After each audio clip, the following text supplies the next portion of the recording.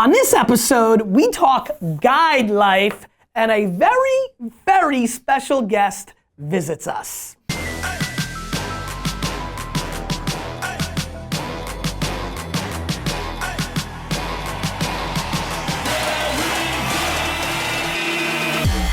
ask questions, and I answer them. This is the AskGaryVee show. Hey everybody, this is Gary Vee, Nerd Chuck, and this is episode 199 of the AskGaryVee show. Before we get into the show, Stefan, I couldn't, yes, turn off the sound on your snaps over there. Stefan, I could not help but notice that you were wearing the Kobe jersey. Last night was an impressive. Did you see that, Brad? I don't watch sports, but Ralph did. Ralph? Yeah. Impressive last night. Well, I mean, you give a guy 100 shots, he's gonna, he's gonna score. 50. Anyway, super impressive. Good job, Kobe. Amazing career. Episode 199. Super excited about that, India. Super excited because we have another guest. I will let him explain himself in a second. However, India, something very amazing is happening right now. Amazing. Like all-time amazing. All time. Your mom is here. Mom, roll over here. Yes, get in here. See? Mom, tell the Vayner Nation who you are. I'm India's mom. It's the best. So glad you're here. How long are you staying? For the weekend? Are you gonna stay for the weekend? Just for about 5 days. Awesome. Enjoy. Thank Fun to you. have mom here, huh? Where are you India, from? your face became the same color as your mom's I know, sweater. I'm so excited. All right, my man. All right. Tell the Vayner Nation who you are, a little bit about this, and then we will get into the show. I'm actually excited about this one. I think most of the shows I've been having guests, and we've been doing a lot of guests, very thematic. I think this one is fun for me because I've enjoyed jamming with you through the years, and I feel like this is just like two business dudes gonna go through the questions. So, but first I'll let you do your little spiel, give them some context, and then we'll get into the show. My name's Brad Grossman, and I have a company called Zeitguide, and we produce a book every year, zeitguide.com, and it's digital too. And we update it every week with a newsletter. It's a Zeitguide, meaning the guide to the zeitgeist. Zeitgeist meaning spirit of the times in German. Because of this great thing that you're doing for us by being on your show, we're giving all of your audience members a 50% discount. So if they go into the coupon code and they put hashtag AskGaryVee. Do they have to put the hashtag? Yeah. Okay. Hashtag. Stefan, make sure you link that up. Hashtag AskGaryVee, you get 50% discount. How much is it? For the book, it's 100, so now it's 50 because there's 700 articles distilled in here, and you're in it actually. Remember you gave me that quote? I do. You're saying like the That was future. it's the best page of your book. It's the best page of their book. Let's get to it right now. I'll show you. Basically, you say the future of advertising, or to succeed in advertising, is that you have to reverse engineer, right? Sounds like something I would say. Reverse engineering attention. Yeah. Rather than retrofit pre-digital advertising techniques, Zeitguide friend and serial entrepreneur Gary Vaynerchuk says that marketers have to reverse engineer attention. It's true. So there you go. Cool. So, and our company is basically to help leaders like yourself and everybody in the world to stay on top of trends that are changing and transforming businesses so they're best prepared for the future. So as you can imagine, for a lot of you up and coming entrepreneurs, what you have is time. And so you can actually go and make, now, are you smart enough to digest all that information into the important points? That's up to your skills or not, but you have time. Right. For the people. While you guys have real jobs. Right. For you, what you're selling, especially to a top premium executive who she or he is just like running their business and not in digital, not in zeitgeist. For me, for a lot of people that watch it, our life is predicated on this moment. There's a lot of people who are Fortune 500, Fortune 5000 CMOs who, they're in biotech and they haven't thought about how the zeitgeist impacts their business. Guess what? If the gal that owned the most taxi medallions in the world had been reading the zeitgeist, forget about the guide, which we prefer, but like reading the zeitgeist as a slang term, maybe she would have been the person that invented Uber. And so it's about understanding that, by the way, I never knew where the word zeitgeist came from, so thank you for that nugget. Spirit of the times. But it's been a word that's always, it runs in my mind quite a bit because it is the thing that matters. It's, to me, I call it the market, I call it the second industrial, the thing that's happening right now that so few people understand is that technology is gonna disrupt all of you. So bookstore owners, And taxi cab and black car owners, they already know this. The people that don't know this are teachers who, because Khan Academy and Udemy hasn't fully gotten there yet, but in 12 to 15 years, there's going to be a stunning amount of people that have their children learning in that environment. Like there's like construction workers, because robots may do it, like UPS and FedEx, because drones or Uber will do it. Like everybody, all of us, everything is going to be disrupted. Even entrepreneurs though as well, 100%, right? especially entrepreneurs. Wine library is going to be, every winery in America should deliver their product direct to consumer. All of them. Wine library should be out of business. 100%. Now the reason. So Neil Rosenthal, he's like. He's a supplier and a retailer, but no, I mean not Neil. I mean the wines that Neil represents. Every individual winery, the producer, should go direct to consumer. They don't because they can't sell as well as Neil. They don't because they don't have operational infrastructure to create enough demand and then deploy the volume of product they make. But just to teach you about the wine world, a winery makes a bottle of wine that you buy for 20 bucks and they're selling that to the wholesaler for 8 to 10. So they're not making 20, but if they sold it to you, they can make 20. So there's a lot of money in it if you know how to disrupt yourself. The problem is most don't. Right. And the zeitgeist is. It's hard though, like to sell direct to consumer. It's extremely hard. First question is, do you think big brands should sell direct to consumer? Get out of here. No, I'm serious. So I think you guys know the show well enough to know that was just very zeitgeisty in itself. Is that right? Yes. India, we're so. From Ben. You literally read, you anticipated. Well, I researched the guest and then I posed questions. Look at that. You're the zeitgeist of the Somebody's zeitgeist. working. Mom, somebody's working around here. Right? Yes, I'm proud. Good job, India. We're really proud of you. All right, first question. Ben asks, do you think big brands should sell direct to consumer? Yeah. Well, I think yes. I think Amazon is going to be a player where they're basically selling directly to consumer. AKA Amazon with their is private labels, or you mean when they're selling Pepsi through Amazon? Well, I think they're going to use Amazon as a mechanism to sell direct to consumers, but the question is, will eventually people will be like, oh, I want a Pepsi, I want to go to Pepsi.com or I'll go to Pepsi's Facebook page and just get it directly from there. But that's not really direct to consumer either because it's going through Facebook. So, I think you still need to use these platforms to go direct to consumer. Got it. I mean, I would say that Amazon is far less direct to consumer than Facebook because Amazon's actually a full-fledged retailer, and very honestly, I think a scary one for these guys and gals that are running these businesses because Amazon's got real data. In the CPG world, retail and brands, the scariest thing is when a retailer gets too much leverage. The biggest brands in the world are paying for placement in Walmarts and Albertsons and Costco's and Safeways that are very expensive. This is not the way it was 30 or 40 years ago. The retailers didn't have the leverage, the brands did. Yep. And so that got expensive. Direct to consumer is inevitable. The problem is the following. Big brands like Dove or Pepsi can't go direct to consumer because Costco and Walmart and Tesco are gonna say, what are you doing? You're not cutting us out.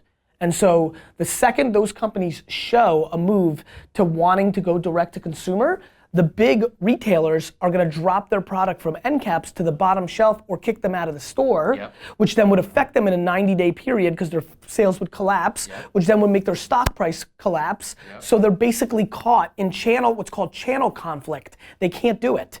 So what's gonna happen? Here's what's gonna happen. India and her mom are gonna invent the best peanut butter you've ever tasted, and they're gonna start going direct to consumer. And they're gonna sell on Instagram and Snapchat and Facebook. And quietly but surely, because that's where the attention is, all of a sudden their business is gonna do $40 million, not 4 or 1.4 or 400,000. And then whoever what's the big peanut butter these days? Peter Pan peanut butter? What's that? Laura Scudder's? Smuckers, right?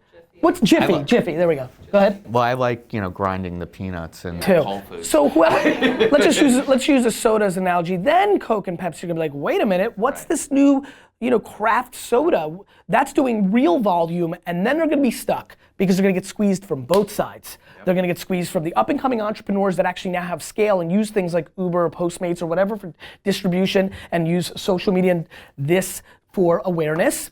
And they're gonna get pressured from the retailers for them not to do the same. Right. Like Pepsi can't make Pepsi Gold direct to consumer at scale. They can do a little one-off, little holiday thing.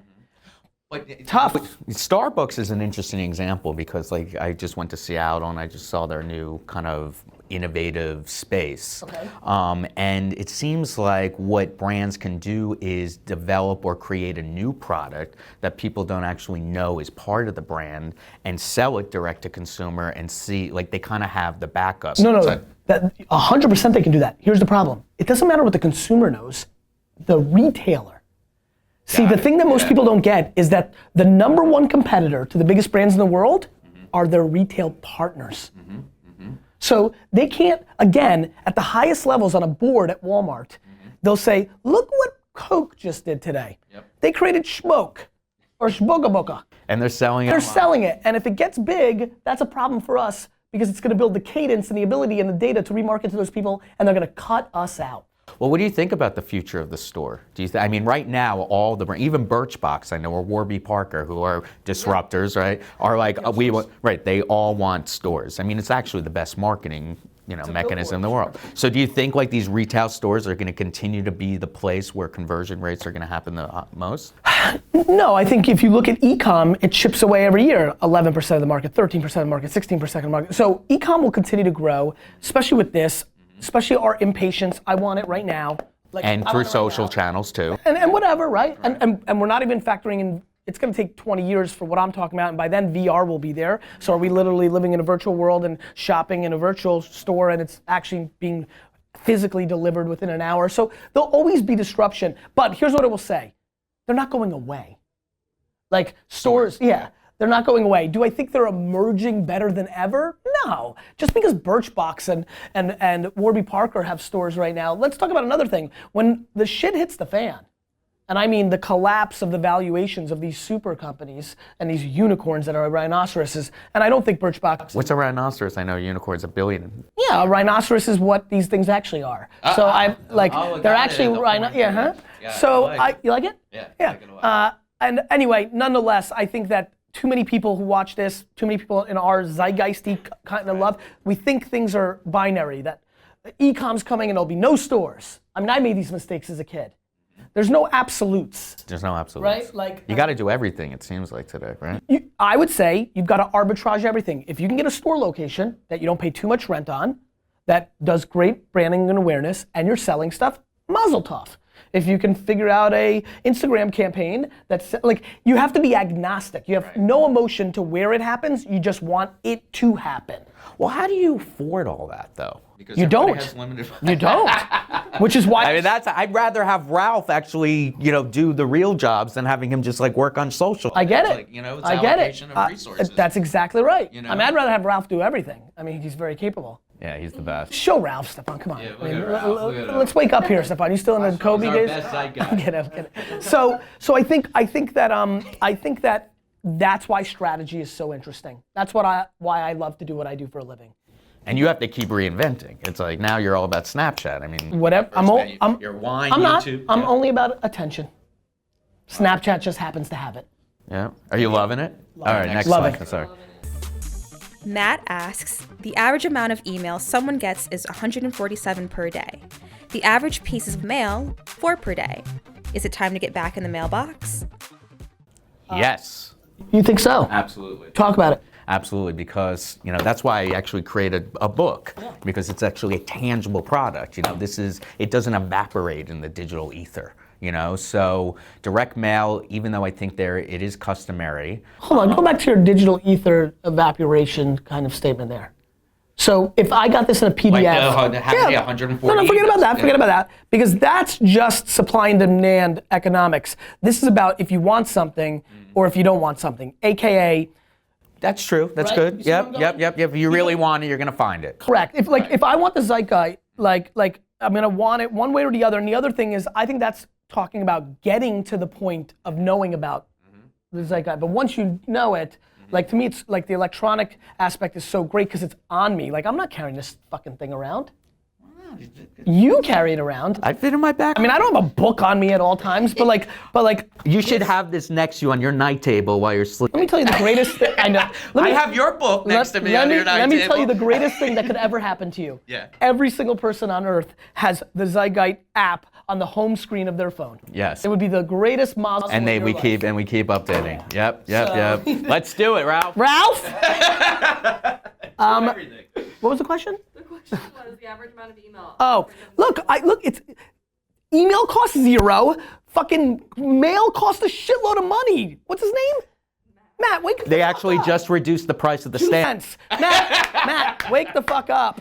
The answer is sure, but you've got to run the economics. So if it costs $0, but you have creative costs, somebody's got to write the email, there's those kind of things. MailChimp might have but the cost benefit analysis is devastating. Go run 10,000 pieces of mail that, oh, by the way, cost you $13,000.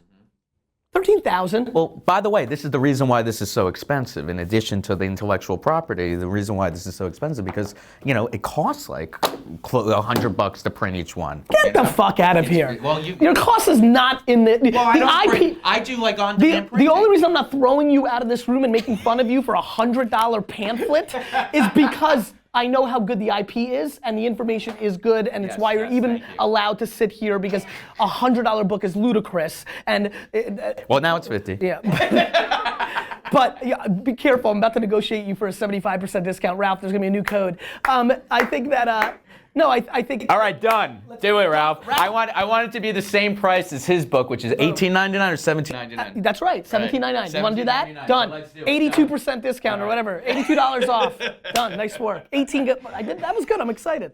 India, I like negotiating. From Michael. Stefan, do not put up this episode until the code works for $18.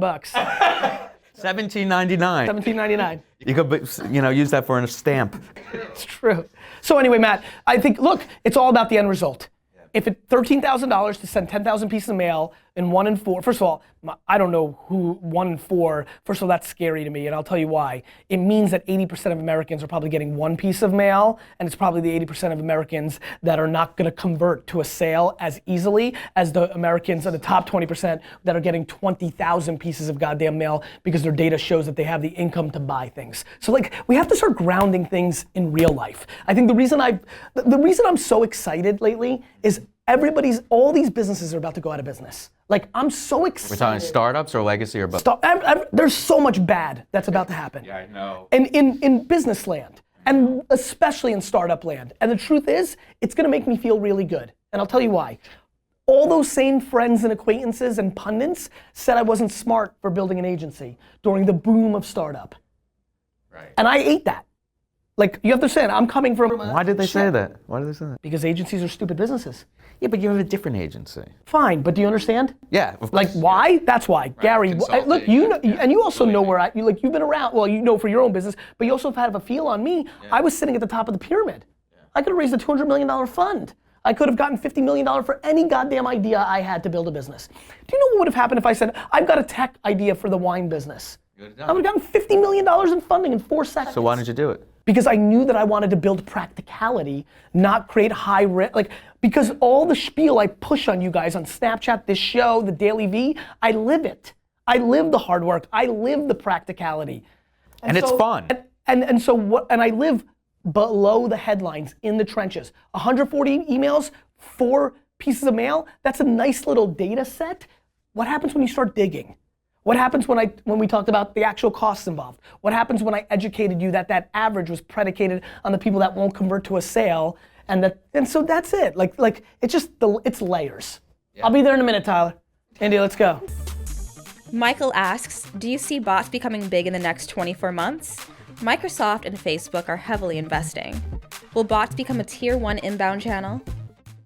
Well, they just talked about it yesterday at these chatbots on the Facebook and Messenger. I know Ralph and I were just talking about this because we're. Oh, bots will probably make. When will you close the content on the 17 Zeitgeist? September. Got it. You know, like the Where are we idea. now? Bots will make an appearance on your next one. Absolutely. 100%. Absolutely. Well, we talked about bots in terms of ruining the advertising agency. In terms. Oh, that's different. Program, different yeah, bot, but yeah. this is These are utilitarian bots. So look, this is going to work. I mean, WeChat and other platforms have proven this. That's right. So I'm excited. Truth is, I'm actually excited to deeply dig into it this weekend. I have a flight to San Diego. Yeah, so I'm going to read quite a bit on that flight on just bots because it's that important. You don't need to read. Just give me a call. But you know this about me. Right. The reason I get to be quoted in your books is because I like doing the work. Totally. You don't want the clip notes. I don't want to read it. I want to be the content inside of it. Totally. There you go. But so I think it's going to be really big in customer experience. It's going to be big in customer experience. Like, so you're talking to. Oh, it's going to be huge. Right, It's going to be, guys, the But are you AI. really want to talk to a bot? I want to talk to who. Yeah, that was an instrument. Right. What about like when you even credit card companies like press one? Isn't that kind of like a bot? We value time over human interaction. It's just the truth. We value. Not in everything though. Like we're having fun In right sex, now. I Right. think we value the human interaction. But aren't we having fun right now? Yes, of course. Right. But what I'm saying is we value time. Like Yes. we value time. Yes. This is fun because I'm talking about the following. I do not want to talk to an operator. I don't. Like if it's more efficient this way, that's the thing. And so like what I think is gonna happen is we're gonna get really, really, really into AI bot culture. Like when things can be done for us, we will take advantage of that every day of the week. Yep. Okay. When do you think it's going to happen? Like where it's going to be? I think we're gonna feel real stuff next year. I feel like next year there will be an execution in a bot environment that everybody's doing. Kind of like a Fitbit or like Slack. or a Slack or it'll probably happen in Slack by the way from a business standpoint. But it's like think Fitbit, think Evernote, think when texting popped. Like there's gonna be something that everybody will be doing in bot form on Facebook that people are talking about, which is like. I'm trying to think of something. Is Siri a bot or the Echo a bot? Yeah, I mean, that gets into AI. It gets, Right. it gets into like different stuff of that nature. But yes, I mean, and the truth is, I don't want to start pontificating here because I want to get grounded in my own thoughts on this. So I don't want to fully answer that question. I don't know how the experts are dissecting it. Plus, I want to taste it more. But here's what I will tell you. Every TV network in the world should start creating a bot on Facebook that helps you DVR at scale, no matter where you are. If I'm having coffee with India's mom and she's like, you gotta watch Billions. Like there's things. There's Right. There's things. By the way, that's what Comcast could do to save themselves, right? I mean, the cable companies. From Max. Max. Max says, Kobe scored 60 in his last Lakers game. What can we learn about business from Kobe? Thoughts on his legacy? I don't do sports, but like ask Ralph. Ralph, what do you think we can learn from what Kobe did? Take 100 shots. Come on, he's actually covers the sports for me. I was a bad sports player. Can you hear him? You miss all the shots you don't take, and if you ever get accused of a terrible crime, buy your wife a big ring. Oh geez, he hates Kobe. Titles, and then you're back. Kobe hater. Kobe hater. He's a Celtics fan? Oh, got it. Makes sense. You're a Patriots fan? I am. Jesus Christ. He's from Boston. I respect that. How old are you? 27. Perfect. No respect for any Boston fan under the age of 34. You had it too good. You're soft. All right, listen. Isn't your client GE moving to Boston? Yes, they are. Here's what we can learn about Kobe. Kobe is very smart from a branding standpoint in a lot of ways. He knows that the jokes of even the most cynical of he took 50 shots last night, which I think has only happened 4 times in NBA history, so it's pretty intense. He knows something that I know, which is that part gets forgotten in 7 years. What you'll hear is what's repeated 70,000 times, which is that Kobe scored 60 in his last game.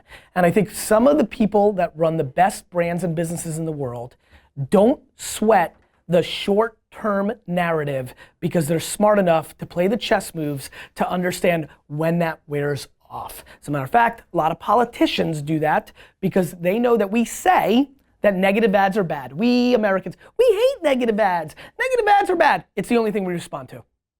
And so, I will run negative ads till your face falls off. I will take the heat for 48 hours of like, I'm running too many negative ads on Brad. I'll win the election and nobody will remember. I mean, and so I think that's what we can learn from Kobe last night. I wanted to make it valuable. I think I did a nice tie in there. what Kobe's actions were on the court last night is he knows the narrative that best positions his legacy, and so he was going to take as many shots as he had to maximize that headline because it was going to be the only thing left. And a lot of you right now worry way too much, first of all, of what everybody else thinks. Secondarily, you worry too much about what the narrative is in the short term. You know, like starting an agency 7 years ago at the height of your ability in the tech sector when the tech sector is exploding because you wanted to play a practical long game, not what people were whispering behind your back for a 12-month period. Could I identify with you for a second? You just saw yes, I'm identifying with Gary. You just saw my mentors and the guy that I actually started my business with, which is Brian Grazer. Yes, I just saw he loves you, by the way. So does Ron. And I had this job before this, and I left in 2008 as his cultural attaché. I was like his private site guide.